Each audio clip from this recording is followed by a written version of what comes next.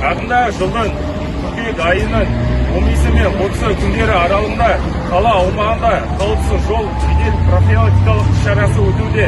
Іс-шара кезінде Атырау қаласы Азаттық 20-ші үй тұсында маркасы Toyota Camry автокөлігін тоқтату кезінде жүргізушісі 1986 жылы туылған және Атырау қаласы Абай көшесі бойында маркасы BMW автокөлігін тоқтату кезінде жүргізушісі 1990 жылы туылған азамат.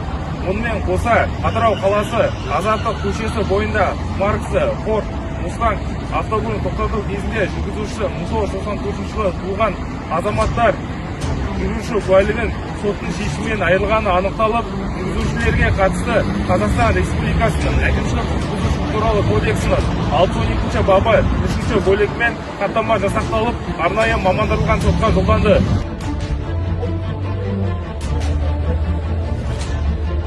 Атырау қаласы Атырау Дастор тас жолында маркасы Hyundai Elantra және Lada автокөліктері үздіксіз ат қошалақты басып, кері бұрылыс жасағандары анықталды. Қазіргі уақытта жүргізушілеріне қатысты Қазақстан Республикасының әкімшілік құқық бұзушылық туралы кодексінің 296 бабы 3-ші бөлігімен хаттама жасақталды.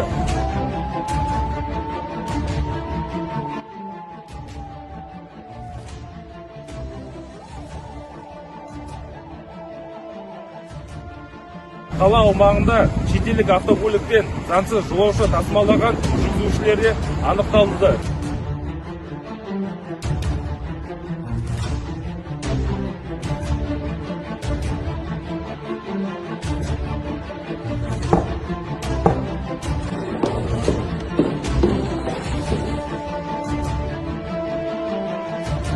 Атырау қаласының тұрғындары мен қонақтары, сіздерге ескертетініміз, жол жүру ережесін қатаң сақтаңыздар.